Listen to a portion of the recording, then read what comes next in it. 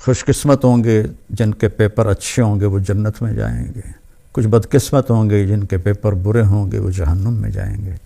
لوگ کہتے ہیں اپنی مرضی کی زندگی گزارو اور مزے کرو، اللہ کی قسم اپنی مرضی کی یہاں کوئی بھی زندگی نہیں گزار سکتا، چاہے وہ سلیمان علیہ السلام کی حکومت کا مالک ہو، قارون کے خزانے ہوں۔ یہ دنیا کا ڈیزائن ہی ایسا ہے کہ اپنی مرضی ٹوٹتی رہے گی، ٹوٹتی رہے گی، ٹوٹتی رہے گی۔ یزید بن عبد الملک 3 براعظم پہ حکمران تھا، عبد الملک کا بیٹا، اس کے بعد ولید آیا اور اس کے بعد سلیمان آیا، پھر حضرت عمر بن عبدالعزیز رضی اللہ عنہ آئے، پھر عبد الملک کا بیٹا یزید آیا۔ تو وہ ایک دن کہنے لگا کون کہتا ہے کہ بادشاہوں کی زندگی مزے کی نہیں ہوتی اور وہ اپنی مرضی کی زندگی گزار نہیں سکتے؟ میں آج کا دن مزے سے گزاروں گا اور اپنی مرضی سے گزاروں گا، اور حکم دیا کہ محل کے دروازے سب بند کر دو اور مجھے کوئی خبر نہ سنائی جائے، حکومت کی، بغاوت کی، کسی چیز کی مجھے کوئی خبر نہ سنائی جائے۔ اور اس کی ایک باندی تھی حبابہ، وہ بہت حسین تھی، تو اس کو وہ لے کر اپنے محل میں بیٹھ گیا کہ آج کا دن میں حبابہ کے ساتھ مستی کروں گا۔ تو باتیں کرتے کرتے اس کو اپنی گود میں لٹا لیا، اور انگور پڑے تھے تو ایک دانہ اٹھاتا اور اس کے منہ میں ڈال دیتا، اس کو کھا لیتی، پھر دوسرا دانہ اٹھاتا اس کے منہ میں ڈال دیتا، اس طرح کی ایک مزے کی شکل بنی۔ پھر ایک دانہ اٹھا کر اس کے منہ میں ڈالا تو اس کے حلق کے اندر جا کے پھنس گیا، تو اس کا کھانسی، سانس کھڑا، وہ دانہ نہیں نکلا،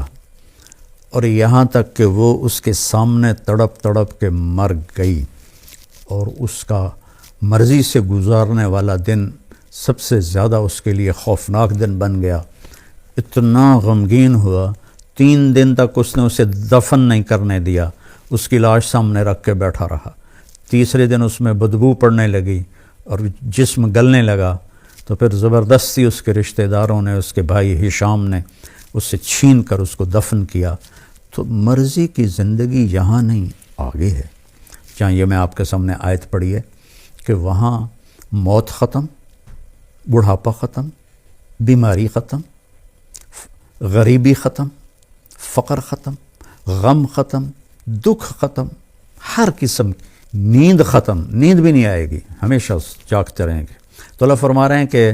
ان کو جب بھی کوئی پھل پیش کیا جائے گا تو کہیں گے یہ تو ہم نے ابھی کھایا ہے، لیکن جب وہ کھائیں گے تو پتہ چلے گا کہ نہیں یہ تو کوئی اور ہے، وہ تو اس کے مشابہ تھا جو پہلے کھایا تھا۔ تو اس پر میں آپ کو حدیث سے وضاحت کرتا ہوں کہ حدیث شریف میں اس آیت کے ذیل میں ابن القیم رحمہ اللہ نے ایک حدیث لکھی ہے کہ جنتی بیٹھے ہوں گے میاں بیوی سارے تختوں پر، تو دروازے پر دستک ہوگی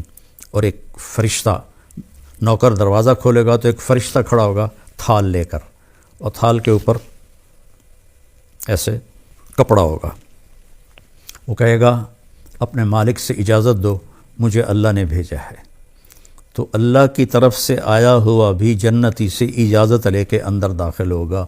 یہ عزت و جلال و کمال کی بات، یہاں تو آج بادشاہ ہوتا ہے، کل پھانسی چڑھ جاتا ہے۔ تاریخ پڑھو کیا حال ہوا لوگوں کا۔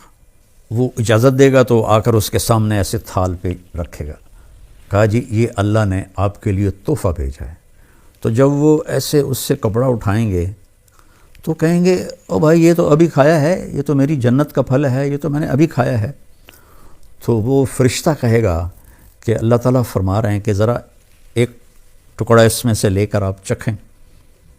تو بیگم صاحب بھی بیٹھی ہیں، میاں صاحب بھی بیٹھے ہیں، تو وہ اس کو کاٹنے کی تو ضرورت نہیں پڑے گی، وہ ہاتھ لگائیں گے وہ کٹ کے ہاتھ میں آ جائے گا، اس کو منہ میں ڈالیں گے۔ بیگم نے بھی ڈالا، خامن نے بھی ڈالا۔ تو اگر میرے نبی نے فرمایا اس کی جنت میں، یہ آگے میں مثال کے طور پر عرض کر رہا ہوں، اگر اس کی جنت میں 10 کروڑ قسم کے پھل ہیں، ویسے تو کروڑوں شروڑوں کی وہاں کوئی گنتی نہیں ہے، لامحدود ہے، مثال دے رہا ہوں، اگر اس کی جنت میں 10 کروڑ قسم کے پھل ہیں، ہر پھل کا ذائقہ مزہ الگ ہے۔ ہم ابھی افطاری میں چاٹ بنے گی، ہر گھر میں بنے گی، تو جب وہ 4 5 6 چیزیں ملتی ہیں تو وہ ذائقہ ہی کچھ اور ہو جاتا ہے، مکس ہو جاتا ہے۔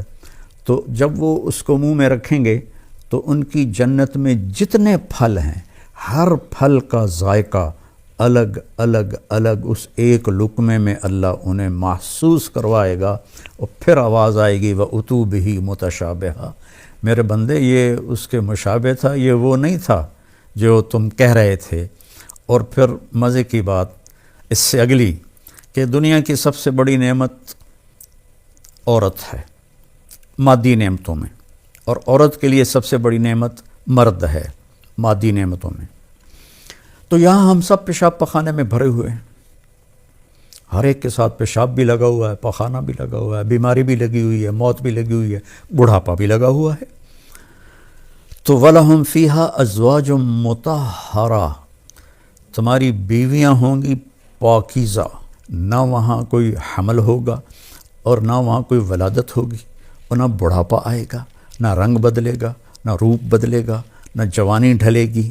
نہ غم سے پریشانی آئے گی، نہ ڈپریشن ہوگا، نہ انزائٹی ہوگی، خوشیاں ہی خوشیاں، پاکیزہ، خوشبودار۔